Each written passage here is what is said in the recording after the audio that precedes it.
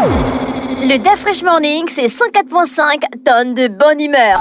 Tous les matins sur Urban FM. Vous êtes sur Urban FM 104.5, la station urbaine dans le DAF Fresh Morning. Le réveil matinal le plus haute de la capitale sur la radio, la plus haute de la capitale avec René Ruth. On va retrouver Elvis pour le sport, amené par Bet 241. Bonjour Elvis. Bonjour René Ruth. Comment tu vas? Ça va bien?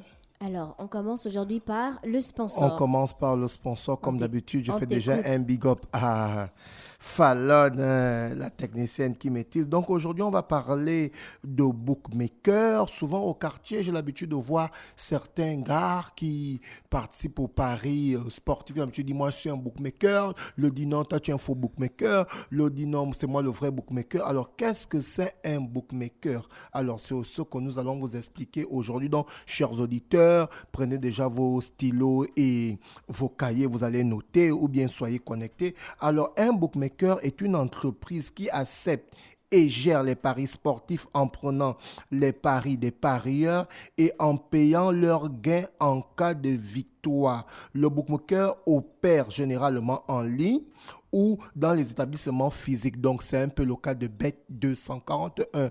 J'espère que vous avez très bien compris. Donc, le bookmaker, ce n'est pas une personne physique comme moi, en fait. Le bookmaker, c'est une entreprise qui accepte de gérer les paris des sportifs en prenant leurs paris, en prenant les paris des parieurs et en payant leurs gains en cas de victoire. Donc, ces différents bookmakers-là peuvent avoir des sites en ligne ou peuvent avoir des établissements physiques, comme c'est le cas avec évidemment la société Bet 241 qui est la plus grande société de paris au Gabon.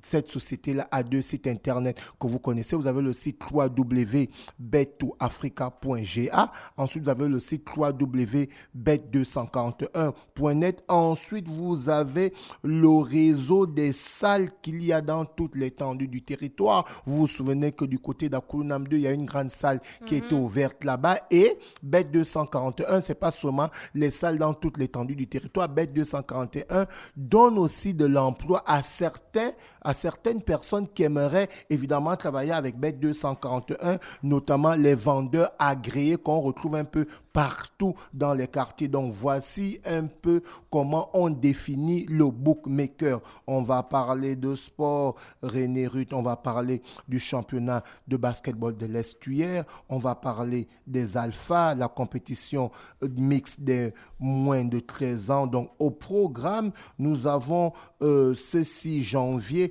Ngon Soldier qui sera opposé au 22-7-0 à partir de 14h au stade de l'université Omar Bongo. Ensuite, toujours le 6 janvier 2024, à partir de 15h au stade de l'université Omar Bongo. Le stade 2, on a Mapan Basketball qui sera opposé à Gladiator. Toujours le même jour, Espoir Basketball sera opposé à Don Bosco. Là, on parle évidemment des matchs de la troisième journée mixte de la compétition de la Ligue de basketball de l'Estuaire pour les U13. Évidemment, on va aller du côté des U19. On a le programme qui a été détaillé pour cette troisième journée. Toujours les samedis 6 janvier, on a la Nomba AC qui sera opposée à Don Bosco du côté du gymnase Stade de l'Estuaire. Toujours le samedi 6 du côté du stade de l'Université Galaxy sera opposé à Relais Basketball. Toujours le samedi 6, Ngon Soldier sera opposé à Nzimba Basketball. Gladiator sera opposé à Charbot Squad. Et le dimanche, évidemment, NBA, la NABA, j'espère que je prononce bien, c'est ça, la NABA, nous avons basketball qui sera opposé au 22-7-0 le dimanche et Olamba SC sera opposé à NBA à sa famille. Donc ça, c'est le programme de la compétition des moins de 19 ans. Et pour parler de la première division, on parle toujours du championnat de l'Estuaire de basketball. C'est sa troisième journée.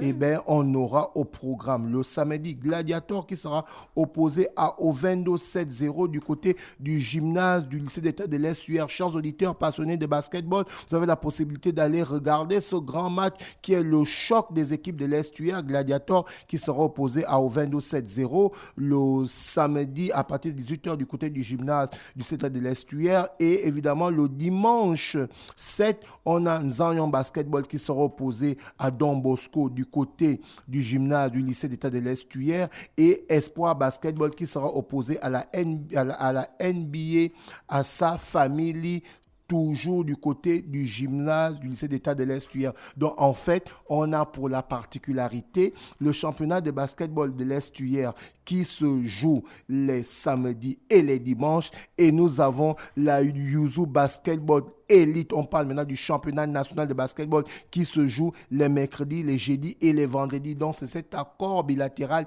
qui a été signé entre la Fédération gabonaise de basketball et la Ligue de basketball de l'Estuaire pour qu'évidemment les clubs de l'Estuaire puissent jouer le championnat de l'Estuaire dans toutes les catégories. On venait de citer tantôt. Et derrière, du côté de la première division, en parlant du championnat national, on a la première division chez les dames et la première division chez les hommes qui se joue le mercredi, le jeudi et le vendredi du côté du gymnase du lycée Léomba. Et le championnat de l'Estuaire se joue du côté du gymnase du lycée d'État de l'Estuaire. Donc voilà un peu le programme de ces différents matchs de basketball. On va parler du tournoi des écoles qui s'est très bien passé. Alors ce tournoi des écoles qui s'est passé le samedi dernier du côté du stade de Nzanyon, évidemment un tournoi des écoles initié par K Consulting en partenariat avec l'Office du développement du sport et de la culture, un tournoi qui a vu la participation de 20 clubs de football évidemment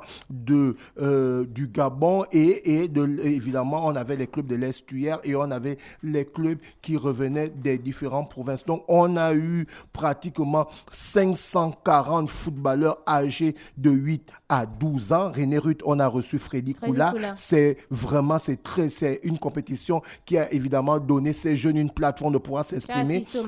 Oui, j'ai effectué le déplacement. Et là, on te parle de 540 footballeurs âgés de 8 ans à 12 ans. Donc, ces enfants-là ont pu évidemment s'épanouir. Le lancement a été fait par le ministre des Sports, le docteur André Jacques Augan, qui était accompagné par le directeur général de l'Office national du développement des sports et de la culture, le commandant Loïc Ngouaï Kounda, j'espère que je prononce bien, et le directeur technique national, monsieur Claude Mouronneau, parce que là, on parle de la formation. Quand on parle de 8 à 12, on parle de la formation et ça concerne le domaine du directeur technique national. Et très rapidement, on va sortir quelques résultats.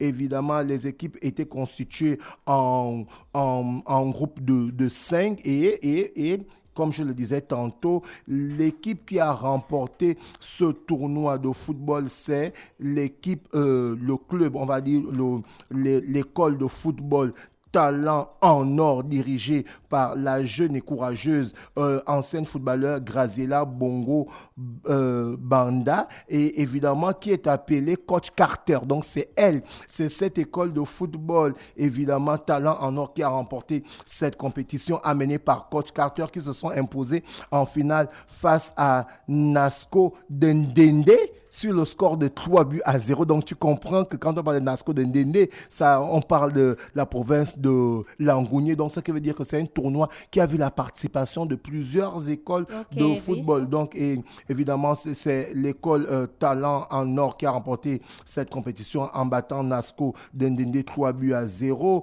grâce à un doublé de son renard de surface, Wildy Eya, qui a remporté le titre individuel de meilleur joueur du tournoi. Il faut le souligner. Et la 3e place du tournoi a été remportée par le centre de préformation de Libreville. Évidemment, quand on parle du meilleur buteur du tournoi, le meilleur buteur du tournoi, c'est le jeune Emmanuel Warren Billet qui a terminé meilleur buteur âgé de 12 ans et il s'est retrouvé en train de marquer 5 buts. Donc, on espère vivement que cette compétition va revenir l'année prochaine et elle va toujours permettre à ces jeunes de pouvoir s'exprimer dans ce magnifique tournoi. Là, on a pu avoir 540 jeunes âgés de 8 à 12 ans. On espère que l'année prochaine, ça sera 1000 et le ministère de la Jeunesse des Sports et évidemment l'ONDC, sans oublier d'autres sociétés qui pourront accompagner ces jeunes par rapport à ce magnifique tournoi des écoles qui a été organisé du côté